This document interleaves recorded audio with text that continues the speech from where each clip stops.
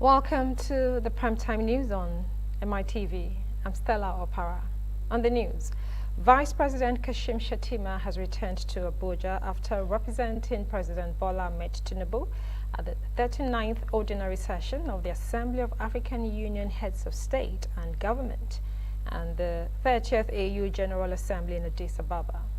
The summit, held from February 14 to 15, 2026, focused on the theme assuring sustainable water availability and safe sanitation systems to achieve the goals of Agenda 2063, with leaders reaffirming commitments to sustainable water management, improved sanitation, and long-term continental development.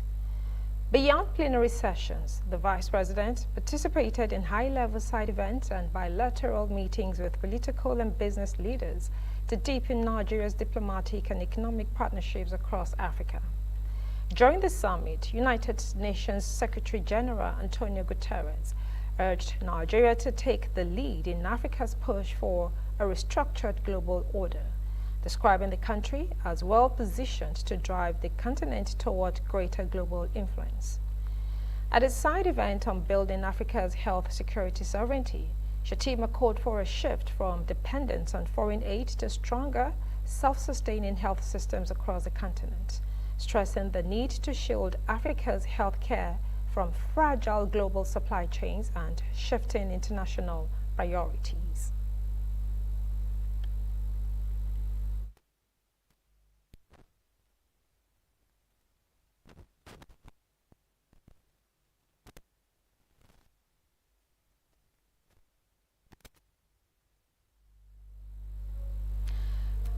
Meanwhile, Nigeria has endorsed key institutional reforms of the African Union at the 39th Ordinary Session of the Assembly of Heads of State and Government in Addis Ababa, Ethiopia.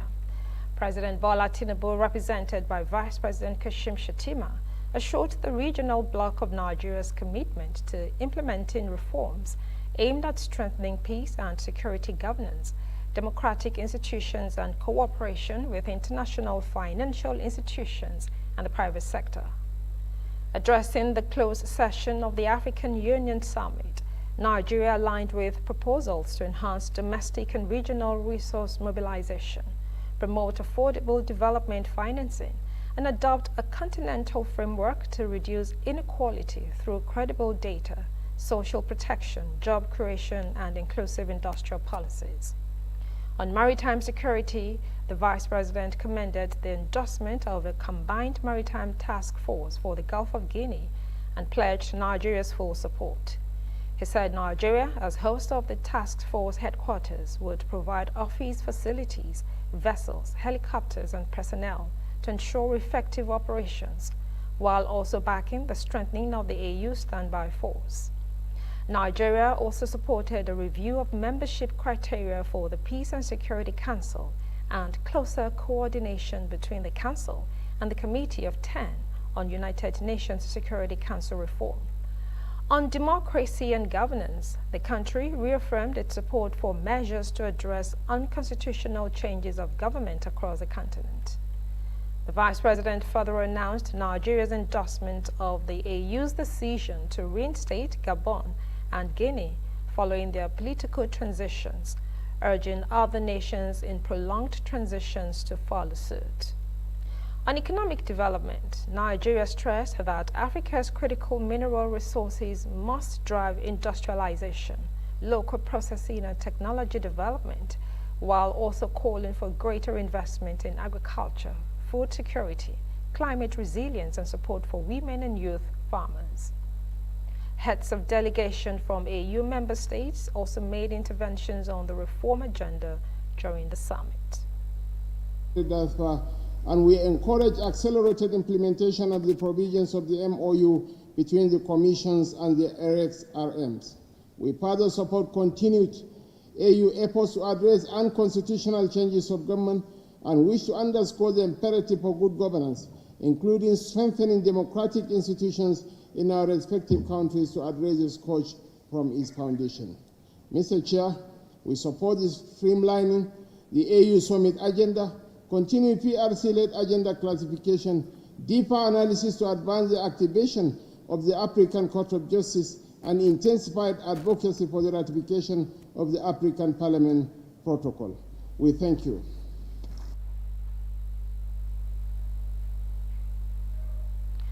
In a new development, Nigeria and Angola have signed a memorandum of understanding, waiving visas fees for diplomatic passports of both countries. Nigeria's Minister of Foreign Affairs, Yusuf Tuga, and Angolan Minister of External Relations, Tete Antonio, signed the agreement on the sidelines of the 39th Africa Union Summit on Sunday in Addis Ababa, Ethiopia. Tuga said that the agreement had been long coming, stressing the importance of government officials to move freely.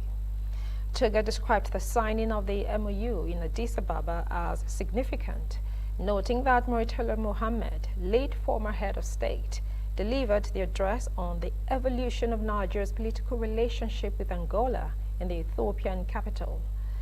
Antonio also expressed optimism that the MOU would open the door for wider visa waivers between both countries.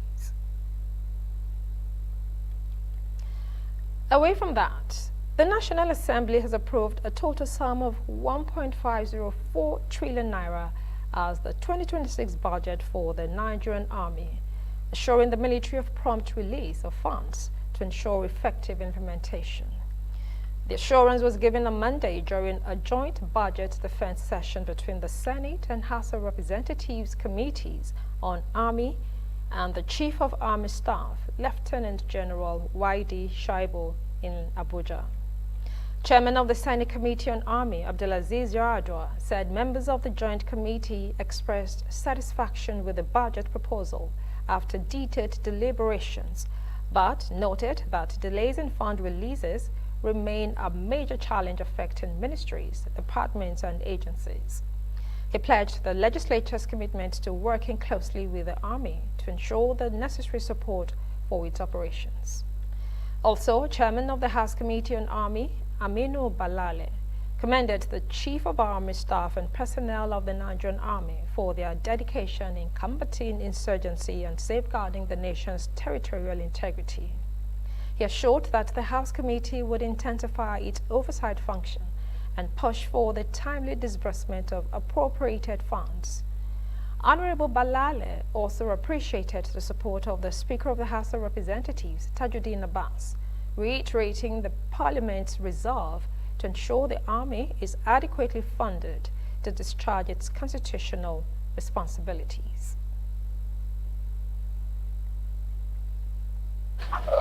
We are aware that 70% of the 2025 has been rolled over to 2026 budget.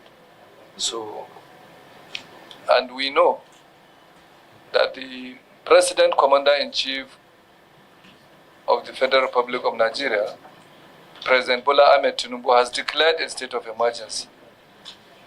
And this budget, 2026, as far as we are concerned, does not reflect the state of emergency we are talking about. So, the thinking of the Senate and the House of Reps is that there should be a supplementary to reflect the state of emergency that has been declared by Mr. President. In strong collaboration with our counterparts in the Senate, we will keep our oversight and budgetary approaches responsive and forward-looking, so that the 2026 budget tangibly enhance the operational capacity of the Nigerian Army and assist in addressing some of our security challenges. More importantly, this joint committee, we resolve we are going to invite the Minister of Finance, Minister of Budget, particularly on the question or issue of budget releases. There is no doubt about it. No matter one sentiment, one cannot run away from the facts. We know what is happening, and we have to push. In a related development, the Senate has urged the management of the North Central Development Commission, NCDC, to prioritize investments in agriculture and security in the implementation of its 140 billion naira 2026 budget. Chairman of the Senate Committee on NCDC, Senator Titus Zam, gave the directive when the management of the commission appeared before the committee to defend its 2026 budget estimates at the National Assembly. The committee, shortly after commencement of the exercise, went into a closed-door session to deliberate on the proposals.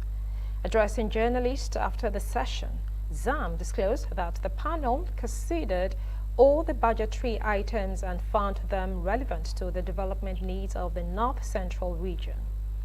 Meanwhile, mild drama unfolded shortly after the budget defense session, as the senator representing Kogi Central, Natasha Portedwaga, reportedly confronted the office of the committee chair over the scheduling of the meeting in her absence. The session, which was slated for 10 a.m., concluded shortly after 11 a.m., while the senator was said to have arrived at about noon, expressing displeasure that the exercise had ended before her arrival.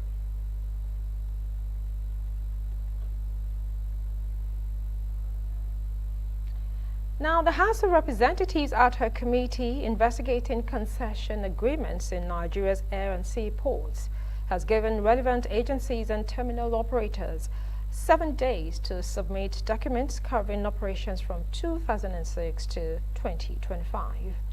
Chairman of the panel, Kolawole Davidson Akinlayo, issued the directive during a public hearing in Abuja. The committee had initially proposed a 72-hour deadline, but extended it to Friday next week after appeals, warning that failure to comply would attract consequences, including possible referral to investigate authorities. Akinlayo said the panel already possesses extensive records from government agencies and requires corresponding submissions from concessionaries for verification, stressing that the probe is not a witch hunt, but part of the House's constitutional oversight function. Deputy Chairman Harrison Anoze added that the investigation would be strictly document-driven and guided by the concession agreements signed by the parties, noting that operators would meet their obligations would be commended, while discrepancies would be addressed based on evidence. The committee, however, maintained that the exercise is aimed at ensuring transparency, accountability, and value for the federal government in the management of Nigeria's ports and terminals. In the meantime, the hearing was attended by the Nigeria Customs Service, Nigerian Ports Authority, Infrastructure Concession Regulatory Commission, Nigeria's Shippers Council, Nigerian Upstream Petroleum Regulatory Commission, and the Nigerian Maritime Administration and Safety Agency, alongside major concessionaires. It's not. We have submissions. We have all your data from 2006, 2025. We have it. We have it both in soft copy and hard copy. But we can't shake your head and absence. So we need you to also prove that, okay, these are the documents you have. If document is not tally, if they are infraction, that's why we call you and say, see what we have. See what you are bringing to us. Come and explain yourself. But if the document is okay with what we have already, we ask you to go. This is not a vision committee. We are not here to vision anybody. We are here to work for the benefit of Nigerians. And we are very serious about it. So asking for submission is helping you out of this quagmire, because if it happens, it's found on your head. So it's none of my business. But you must give us the document that is requested of you. And we attach a data to that document. Yeah, there's a template. We don't need plenty gala must go. We have a template attached to it. So just follow that template and make the submission. It's as simple as that. So giving you 72 hours, I know what I'm saying, because we've already helped you halfway. So it's just the rest is you need to help yourself and do the needful. So we have, we collaborate. We'll look into them where you have done well, in accordance with the agreement, and your agreement is still valid, we'll give you thumbs up. That's the essence of the hearing. And when you have not done well, you see it for yourself that you have not done well. Because the terms are there.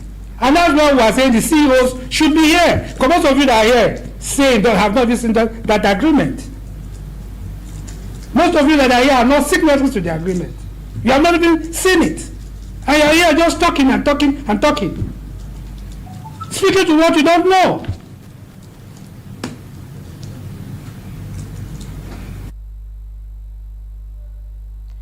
Moving on, the Independent National Electoral Commission, INEC, has proposed 873.778 billion naira for the conduct of the 2027 general election, separate from its 171 billion naira 2026 budget proposal. Presenting the figures before the National Assembly Joint Committee on Electoral Matters, INEC Chairman Professor Joash Amopiton said the election budget covers operational, administrative, technological, capital and miscellaneous expenses in compliance with the Electoral Act 2022. He noted that the projection excludes a fresh 32 billion naira request by the National Youth Service Corps, NYSC, to increase allowances for corps members engaged as ad hoc staff during elections. Amopitan also criticized the envelope budgeting system, describing it as unsuitable for the Commission's urgent and flexible funding needs, while highlighting the lack of a dedicated communications network as a key operational challenge. Lawmakers, however, backed calls for greater financial autonomy, with some urging the INEC's budget be placed on first-line charge and released in full. However, the House Committee Chairman on Electoral Matters, Honorable Bayo Balogun, cautioned the Commission against making promises it may not be able to fulfill, referencing controversies surrounding result uploads to the IRF portal during the last general election. Speaking with press on the Electoral Act, a member of the House of Representatives, Honorable Moses Oluwatoyin Ifayinka, offered an in-depth explanation of the clauses on electronic transmission of results, advocating a balanced approach that maintains aspects of the old system, while strengthening voter education to ensure credibility and transparency in elections. In the last budget, we talked about a very low capital expenditure. So most of the capital items are captured in this general election budget. We have the details supplied as indicated on the right column, where you have the first one, election operations, is codes 230-101 up to 230-601. That's when INEC was responsible for over-promising, for saying, making IRF look like a portal where you can start viewing the result on the screen like CNN. And at the end of the day, they said it was INEC that promised. It was not in the Electoral Act that even IRF was not even the last Electoral Act. It was a creation of INEC. But we should be careful in trying to impress them, at the end of the day, having a backlash. But we'll do our best to give you the necessary support, and we'll be with you in this advocacy of good electoral process. So we need to educate ourselves. So that's what we're saying. INEC went further to say there shall be transmission. But in the case that transmission is not allowable immediately as a result of glitches, network failure, or whatever,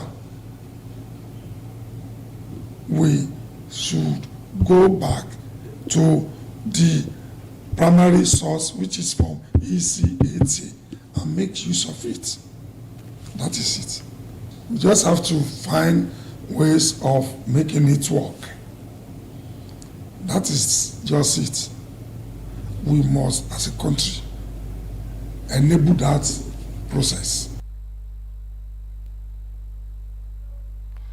Away from that, the federal government has entered a 3-count charge against the former governor of Kaduna State, Nasir El-Rufai, alleging that he unlawfully intercepted the phone communication of the National Security Advisor, Nuhu Ribadu. In the charge, the federal government lodged before the Federal High Court in Abuja through the Department of State Services, DSS, the erstwhile governor, who also served as Minister of the Federal Capital Territory under the administration of former President Olusegun Obasanjo, was said to have committed the crime with some persons who are currently on the run. The federal government told the court that the defendant had on February 3rd, when he appeared as a guest on the TV station's program, admitted his complicity in the crime. He was accused of committing an offense under Section 12, subsection 1 of the Cybercrimes Prohibition Prevention Amendment Act 2024. In the count 2 of the charge, the former governor, who is a frontline member of a coalition of opposition politicians that are dissatisfied with President Bola Tinubu's administration, was said to be aware that someone unlawfully intercepted the NSA's communications, but failed to report the crime to the relevant security agencies. It was further alleged that by using technical equipment to intercept the NSA's calls, the defendants endangered public safety and national security and instilled reasonable apprehension among Nigerians, an offense in breach of Section 131, subsection 2 of the Nigerian Communications Act 2003. In another story, scores of women on Monday staged a peaceful rally at the entrance of the National Assembly of Nigeria in Abuja, urging lawmakers to fast-track the passage of the proposed Women Reserved Seats Bill ahead of the 2027 general election. The bill, one of 44 priority constitutional amendment proposals, seeks to alter the 1999 Constitution to create special legislative seats exclusively for women in both the Senate, House of Representatives, and State Houses of Assembly as a temporary measure to address Nigeria's persistently low female representation. Addressing the demonstrators, former convener of the Nigeria Civil Society Situation Room, NLB, described the rally as peaceful and orderly, calling on lawmakers to finalize the legislation in good time to allow political parties and prospective female candidates prepare adequately for the next election cycle. Also speaking, Rahila Dauda, representing the International Federation of Women Lawyers, decried what she termed Nigeria's shamefully low percentage of women in parliament, noting that despite women making up over half of the population, they occupy only a small fraction of seats in the 10th Assembly.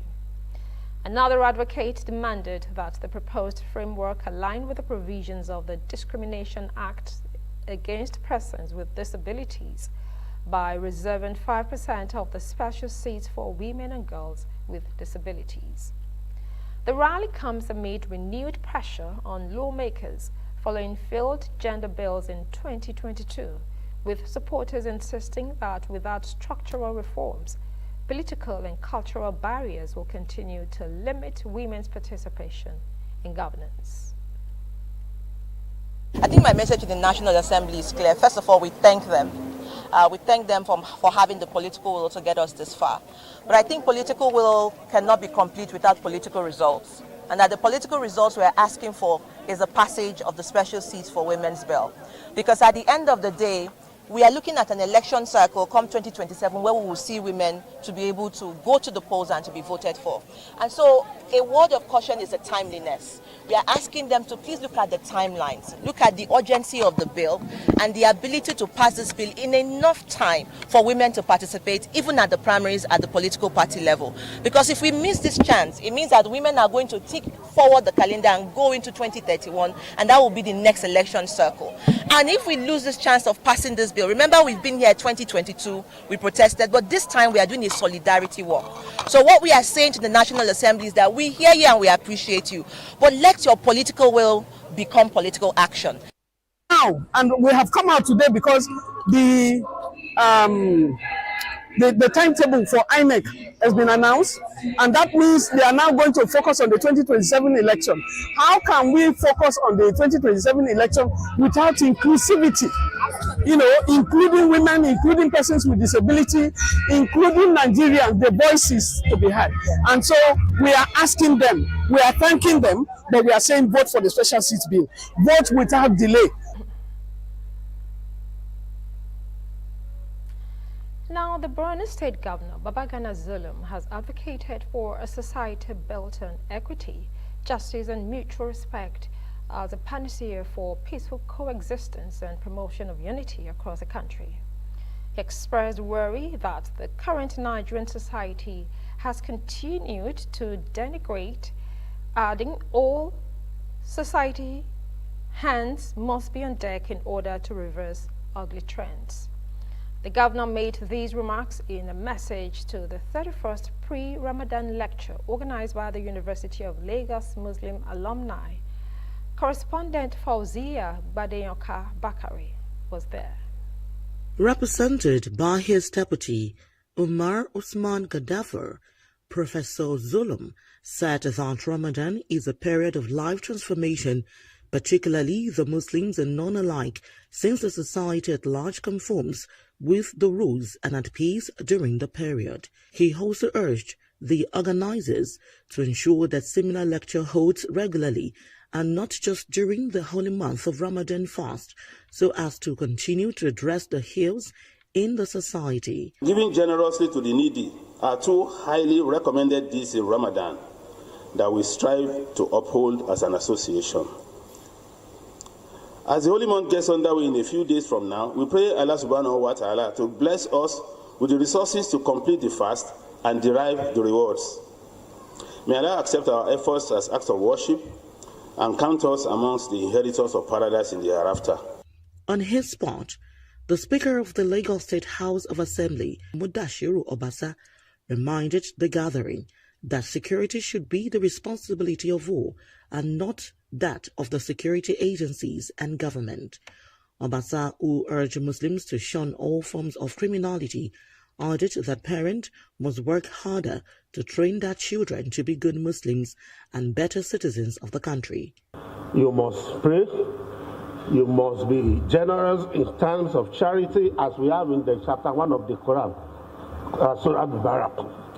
You must treat the sojourners, the travelers, your family, your children. JAM Registrar Professor Isaac Oloyede, while speaking on the topic, Muslims, the challenge of national security, noted that this is a moment of sober reflection.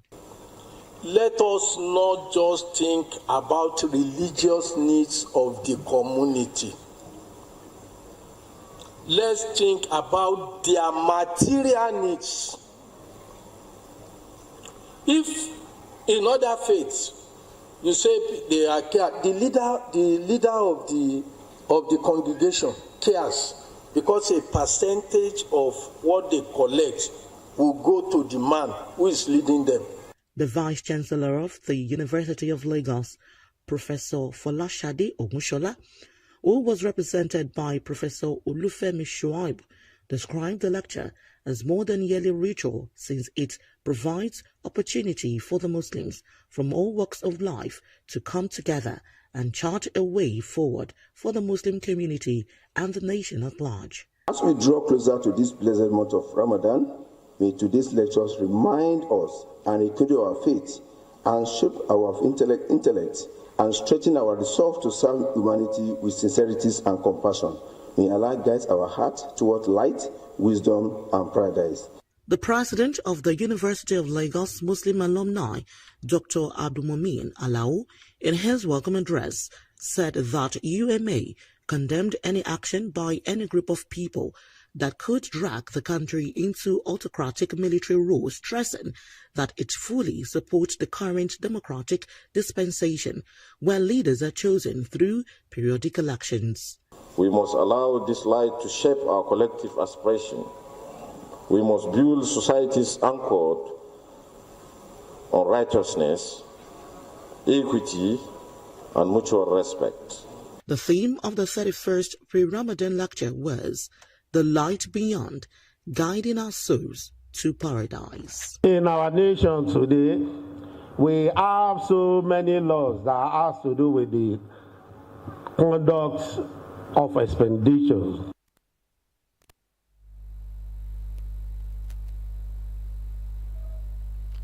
Away from that, operatives of the National Drug Law Enforcement Agency, NDLEA, have arrested a China-based Nigerian businessman, Vincent Chukudulue, and 2 Angolan citizens, Mbandu Martins Makiadi and Ngoma Wilson Fernando.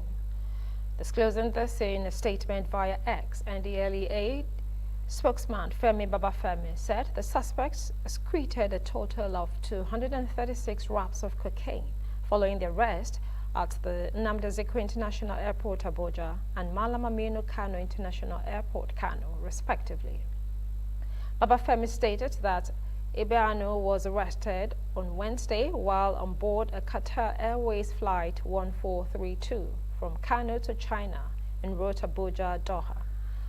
Acting on credible intelligence, Babafemi stated that NDLEA operatives at the Abuja airport demanded that the suspect be deboarded, following which he was taken for a body scan, with the result confirming that the suspect ingested an illicit drug. The suspect was thereafter placed under observation, during which he excreted a total of 52 pellets of cocaine that weighed 735.95 grams. According to the Anti-Narcotics Agency, Ibiano, in his statement, said he was into business on Lagos Island before relocating to Guangzhou, China in 2024. He further explained that the duo of Mbandu Martins Makiadi, 50, and Ngoma Wilson Fernando, 52, both Angolans, were intercepted on Wednesday at the screening point of the departure hall of Malam Aminu Kano International Airport, Kano, during the outward clearance of passengers going to Istanbul, Turkey, via Addis Ababa on Ethiopian Airlines flight ET940.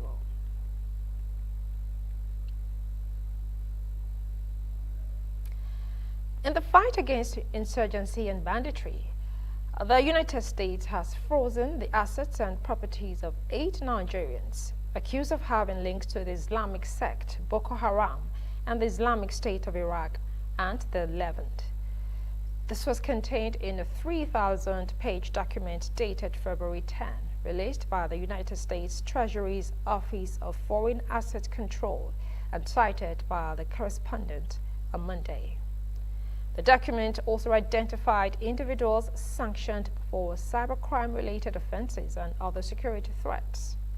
The former governor of Kano State, Rabiu Kwakwanto, the Miyetti Allah Cattle Breeders Association of Nigeria, and Miyetti Allah Kautal were recommended by United States lawmakers for visa bans and asset freezes. The OFAC document, titled Specially Designated Nationals and Blocked Persons List, detailed individuals for other nationalities and entities whose assets had been frozen, serving as a reference tool. It also provided notice of actions taken against specially designated nationals whose property and interest were blocked as part of counter-terrorism efforts.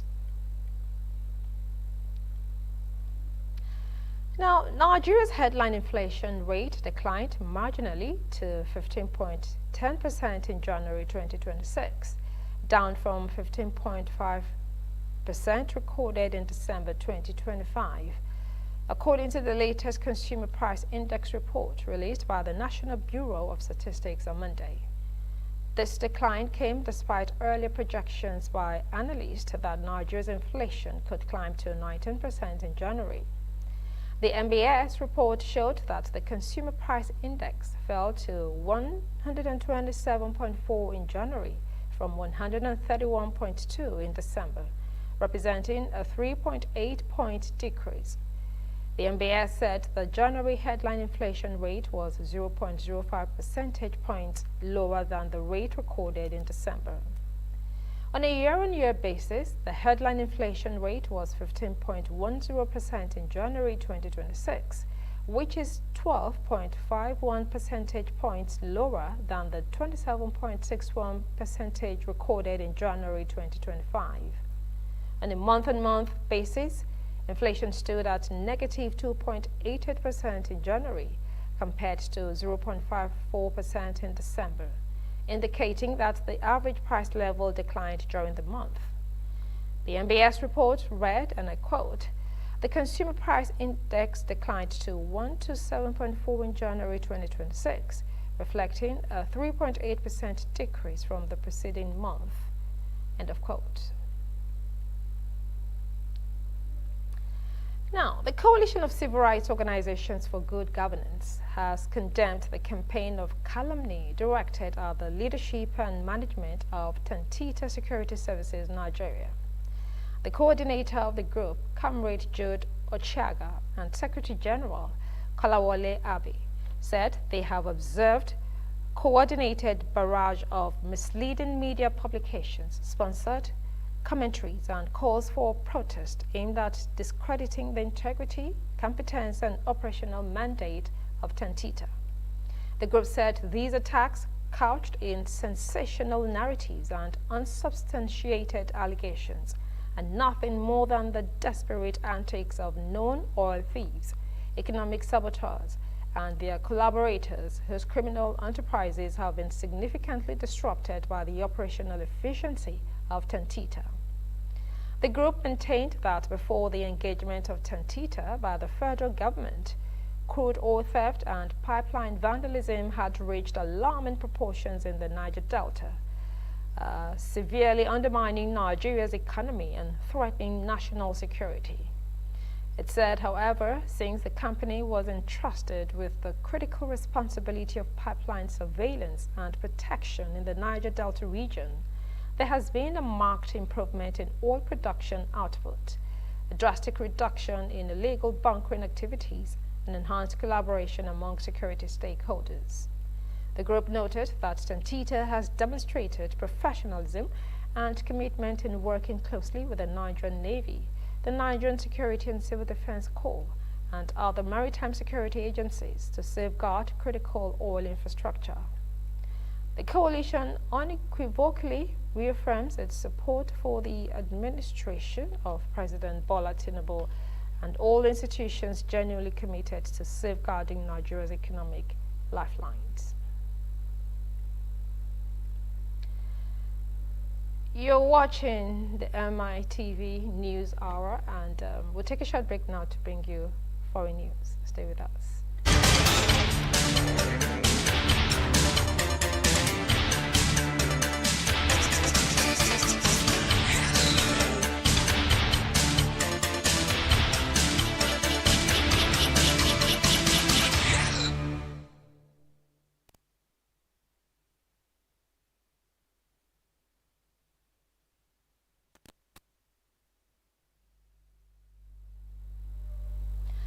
Welcome back. Now to foreign news.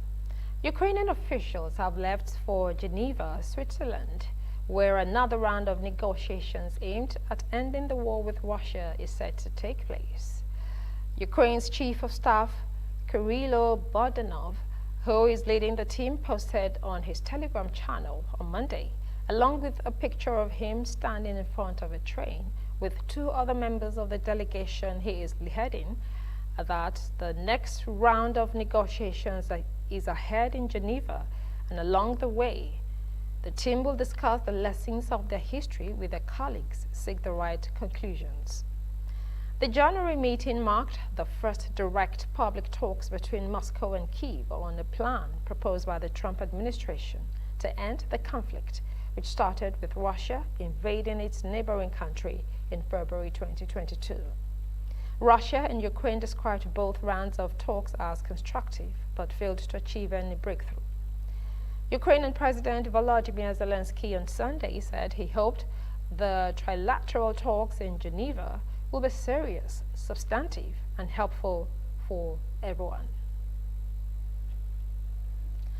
Now, Kurdish authorities in Syria have released 34 Australian relatives of ISIL fighters who had been held in a camp in northern Syria, saying they would be flown to Australia from Damascus.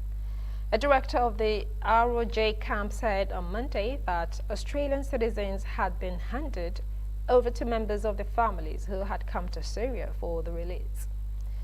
They were put on small buses for Damascus before their departure from the country. A military vehicle escorted the buses. Thousands of people believed to be linked to ISIL have been held at Raj and a second camp, Al-Hol, since the armed group was driven from its final territorial foothold in Syria in 2019. Syrian government forces took control of Al-Hol last month during fighting with the Kurdish-led Syrian Democratic Forces, SDF, which led to state forces seizing most of the territory in northeastern Syria, previously controlled by Kurdish forces. The Australian government said in a statement that it will not repatriate people from Syria. Moving on, Israel's decision to resume the land registration processes in the occupied West Bank for the first time since 1967 will facilitate the dispossession and displacement of Palestinians in violation of international law, Israeli rights groups said. The land registration process, also known as settlement of land title, has been reinstated after nearly 6 decades, following the government's approval on Sunday of a proposal submitted by far-right Minister of Finance Bezalel Smotrich, Minister of Justice Yariv Levin, and Minister of Defense Israel Katz. While Israel has increased the confiscation of Palestinian land through military orders, with the activity reaching record levels in 2025, the new move gives Israel a legal avenue that systematically dispossesses Palestinian land to further Israeli settlement expansion and cement the apartheid regime. BIMCOM, an Israeli human rights organization that focuses on land and housing rights, said in a statement. Michal Breyer, head of research at BIMCOM, told Al Jazeera that land registration will be inaccessible to large segments of the Palestinian population who never had their land formally registered or who may fail to prove ownership. In the occupied West Bank, land registration under the Jordanian administration, which followed British mandate rule and lasted from 1949 to 1967, covered about 30% of the total area. As a consequence, about 70% of the West Bank is completely unregistered, Breyer said, making it very hard to determine who actually owns the land. We'll take a short break now. When we return, we'll bring you sports news.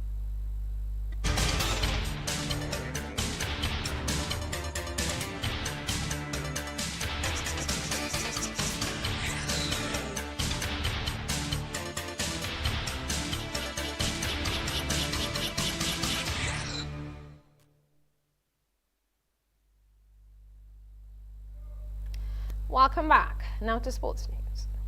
The Premier League and English Football League, EFL, will resume their Ramadan procedures this week, with matches pausing briefly to allow Muslim players to break their fast. Ramadan, which lasts for a month, requires Muslims to abstain from food and drink from dawn until sunset. In the UK, sunset during this period ranges from about 17:00 to 19:00 GMT, meaning only Saturday's 17:30 kickoff and Sunday's 16:30 kickoff could see a pause in play. As in previous years, club captains and match officials will find a natural break in the game to allow Muslim players or officials to break their fast. Teams and officials will agree beforehand if a pause is required and set an approximate time for the stoppage. Play will not stop during active sequences but will occur at the earliest convenient moment, such as a goal kick, free kick, or throw-in. The first official pause for fasting players took place in April 2021 during a Premier League match between Leicester City and Crystal Palace. The game was stopped at a goal kick around the half-hour mark to allow Leicester's Wesley Fofana and Palace's Choco Koyat to replenish themselves with liquids and energy gels. One of the 5 pillars of Islam is fasting during daylight hours in Ramadan, which reflects devotion to the religion. Muslim players currently in the Premier League include Mohamed Salah, William Saliba, Ryan Ait-Nouri, and Amad Diallo, among others. In 2022, former Liverpool player Sadio Mane also revealed that the club adjusted training schedules to support their Muslim players during Ramadan. Moving on, Benfica manager Jose Mourinho has issued a stark warning ahead of the UEFA Champions League playoff clash against Real Madrid, describing the Spanish giants as wounded and dangerous following their dramatic defeat against his side last month. The Portuguese side secured their place in the playoffs with a stunning 4-2 victory over Madrid in the final league phase match, highlighted by goalkeeper Antoli Trubin's remarkable 98th minute header. The defeat in Lisbon saw the 15-time European champions drop from 3rd to 9th, missing out on automatic qualification. Benfica, currently 3rd in Portugal's Primeira Liga, will host the first leg at the Estádio da Luz on Tuesday at 20:00 GMT.